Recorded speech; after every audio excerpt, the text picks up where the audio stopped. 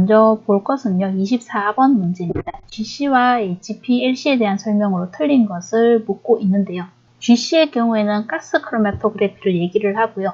HPLC 같은 경우는 고성능 액체 크로마토그래피를 이야기를 하는 것인데요. 틀린 것은 3번이죠. 보통은 GC의 경우가 더 치료 회수가 어렵습니다. 가스를 만들어서 크로마토그래피를 보는 것이기 때문에. 그래서 답은 3번이 되겠습니다. 다음 문제는 27번을 한번 가볼까요? 단백질에 관해서 묻고 있습니다. 어떤 단백질의 등전점보다 높은 pH에서 그 단백질은 어떤 성질을 보이는가 라고 묻고 있고요. 높은 pH라고 하는 것은 알칼리 상태인 것을 알 수 있죠. 일반적으로 알칼리 상태에서는 H보다는 OH- 이온이 더 많은 것을 알고 있습니다. 여러분들이 먼저 단백질의 구조에 대해서 한번 보면요. 아미노산 구조죠. 아미노산의 기본적인 구조를 제가 그려보았는데요. 이 구조에서 알칼리 상태에서는 OH-가 더 많이 들어있고 그로 인해 여기 있는 COOH라고 하는 구조가 살짝 변형이 되죠. 어떻게 되냐 하면 마이너스를 띄도록 변형이 되게 됩니다. 그래서 마이너스가 되기 때문에 결합하는 것은 주로 양이온과 결합을 하게 되죠. 그래서 답은 1번이 됩니다. 그래서 단백질이 높은 pH에서는 마이너스를 띄게 되고 또 낮은 pH, 다르게 얘기하면 산성에서는 H 플러스 이온으로 인해서 플러스를 띄게 된다는 것 기억을 하고 계시면 어떤 이온과 결합을 하는지도 알 수 있는 문제였습니다. 다음 문제는 29번 문제를 보시면요. 전분 노화에 대한 설명이 나오는데요. 지금 틀린 것은 2번이죠. 노화된 전분의 경우에는 소화가 어렵게 되는 것입니다. 생전분에서부터 여러분들이 한번 보시면 생전분은 알파 전분입니까? 베타 전분입니까? 베타 전분을 이야기를 하게 되는데 이 생전분에 물을 가해서 가열을 하게 되면 우리는 이것을 호화라고 이야기를 합니다. 그리고 이때의 전분을 우리는 알파 전분이라고 보는 거죠. 그런데 호화된 전분을 방치를 하게 되면 호화 전분이 부분적으로 베타화가 일어나게 되죠. 우리는 이 현상을 노화라고 이야기를 하게 됩니다. 부분적으로 베타화가 일어나게 되죠. 그래서 소화가 더 어렵게 되는 것. 그래서 답은 2번이 되겠습니다. 다음 문제는 34번으로 가볼까요? 환원성 당류인데 단맛을 내는 저칼로리 감미료로 이용이 되고 있다고 하는 것이죠. 여기서 저칼로리 감미료로 이용이 되는 것은 당, 알코올이 그 예가 되겠죠. 당, 알코올의 예로는 자이리톨이나 솔비톨이나 만니톨 같은 것들이 당, 알코올의 종류가 되겠습니다. 그러면 배당체의 경우에는 여러분들이 영어 이름까지 기억을 해 두시는 것이 좋습니다. 배당체의 경우에는 당류에 들어있는 글리코시드성 OH가 다른 비당류, 우리는 이 비당류를 뭐라고 이야기를 하냐 하면 아글리콘이라고 이야기를 하죠. 이 아글리콘과 에테르 결합을 하는 생성물을 얘기를 합니다. 즉 당류 플러스 비당류, 비당류는 영어로 뭐라고요? 아글리콘을 합쳐진 것을 우리는 배당체, 영어로 하면 글리코사이드라고 하는 것입니다. 전분의 경우에는 식물의 저장 탄수화물을 이야기를 하고요.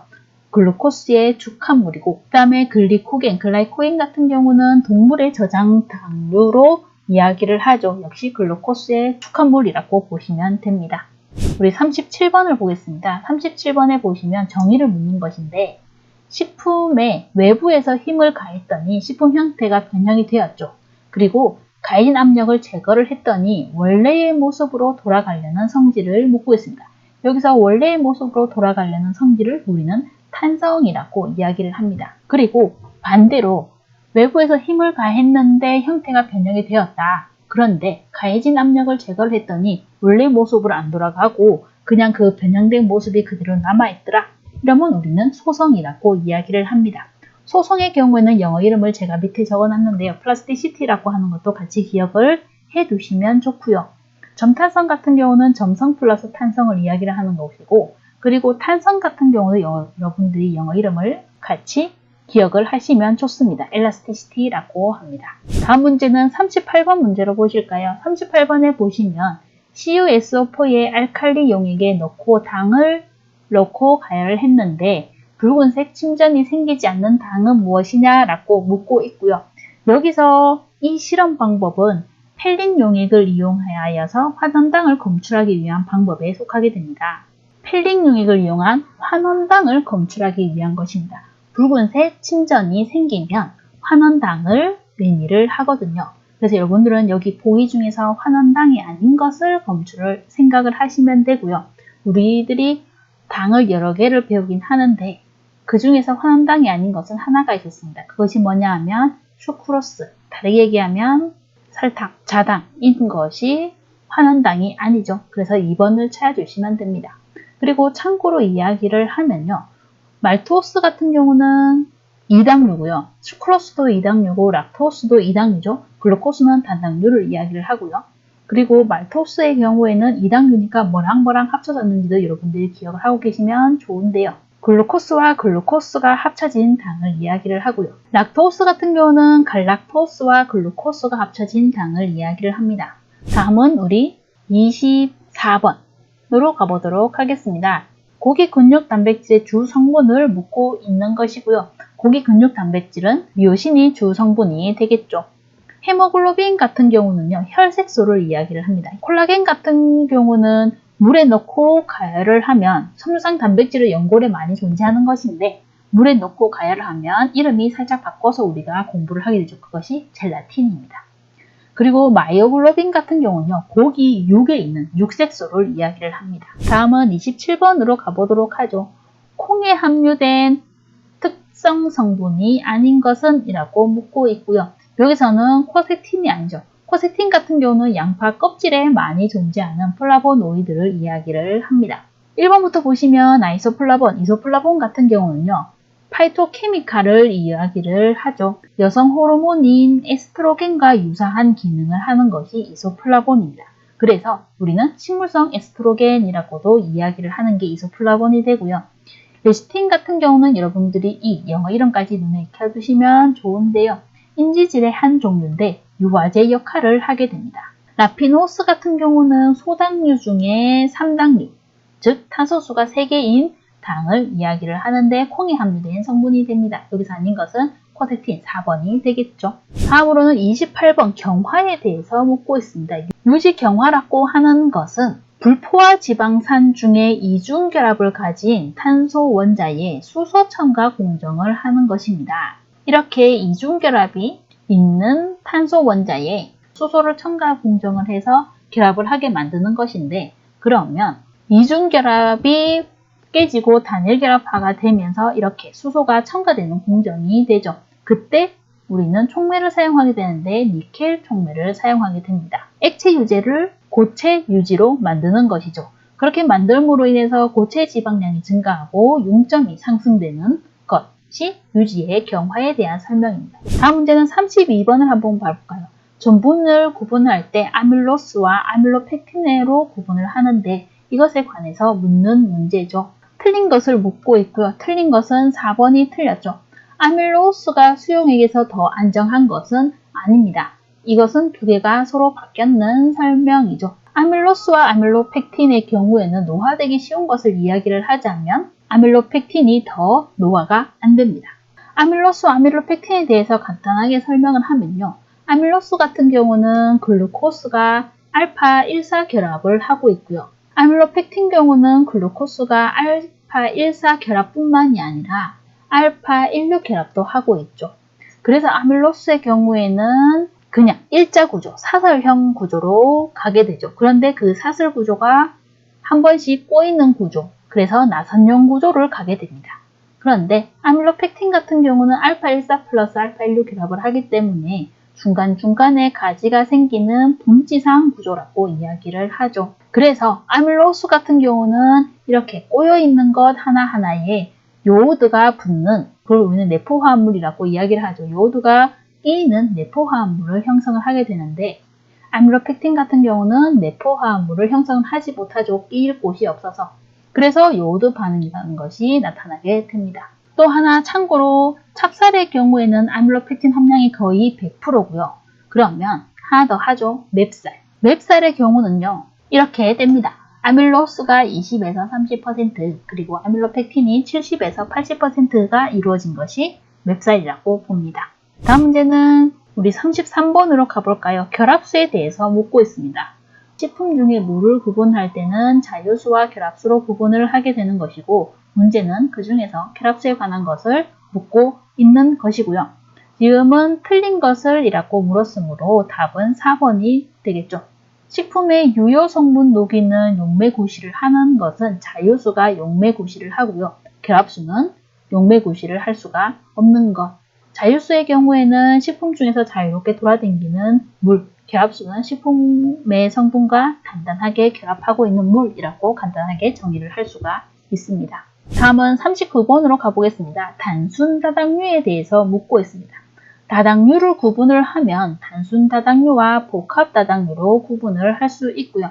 단순 다당류의 경우에는 한 가지 단당류로 구성된 것이죠. 그리고 복합 다당류의 경우에는 두 가지 이상 단당류로 구성된 것입니다.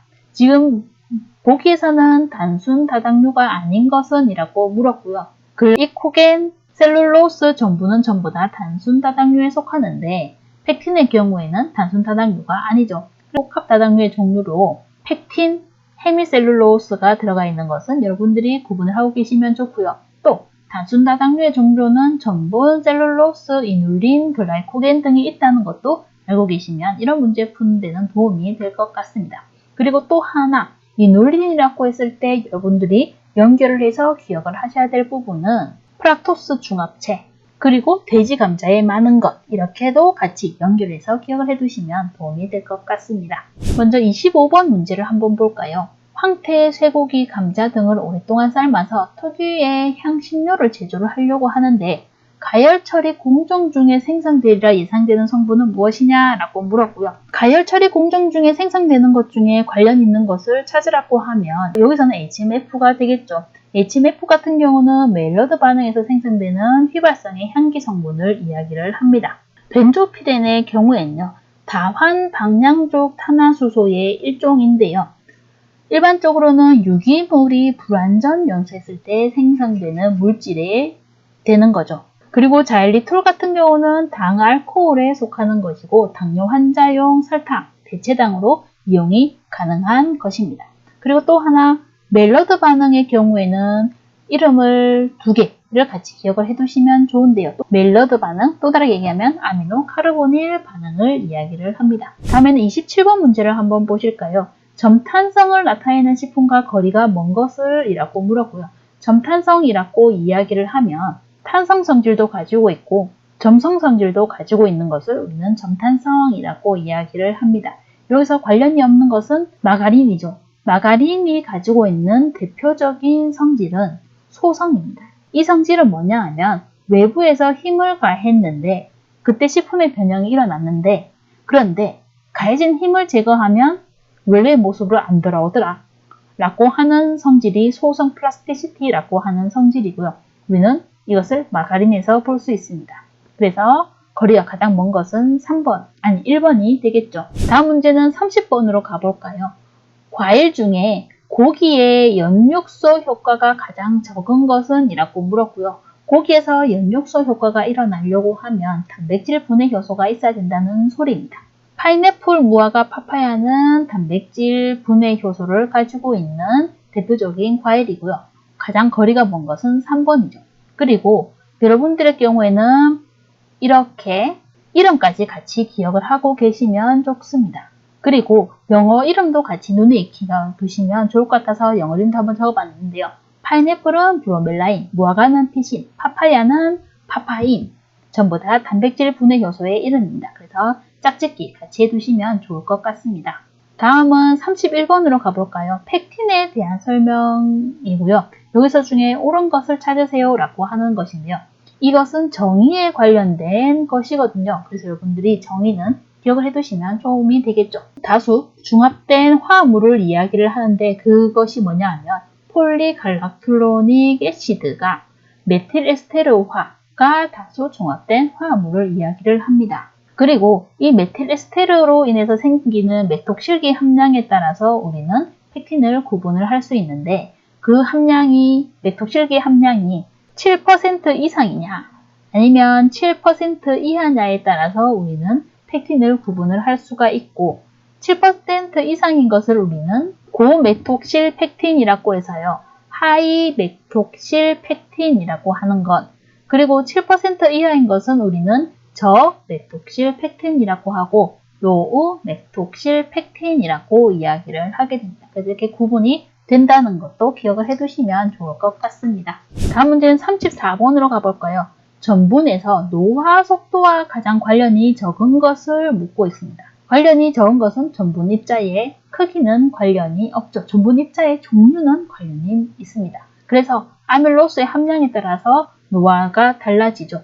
아밀로펙틴이 많으면 노화가 어려워집니다. 수분 함량의 경우에는 30에서 60%에서 노화가 쉽고요. 온도의 경우에는 2에서 5도씩 냉장고 온도에서 노화가 쉽다고 알려져 있습니다. 그래서 여기서 관련이 적은 것은 전분 입자의 크기가 되겠죠. 다음 36번인데요. 대치기 공정을 하는데 이 공정이 잘 되었는지 확인하는 효소가 뭐냐? 라고 물으면 포록시데이즈라고 바로 연결해서 기억을 해 두시면 되는 문제였습니다. 포록시데이즈 같은 경우는요. 많은 식물에 광범위하게 분포가 되어 있는데 열에 안정적인 특성이 있습니다. 그래서 채소나 이런 데 열 처리가 잘 되었는지 알기 위한 지표로 사용을 하게 되죠. 폴리페놀 옥시데이즈는 우리가 효소적 갈변에 대해서 공부를 할 때 봤던 효소입니다. 사과 갈변의 대표적인 것이죠. 리페이즈 같은 경우는 지방 분해 효소를 이야기를 하고요. 셀룰레이즈 같은 경우는 셀룰로스의 분해 효소를 이야기를 하고 있습니다.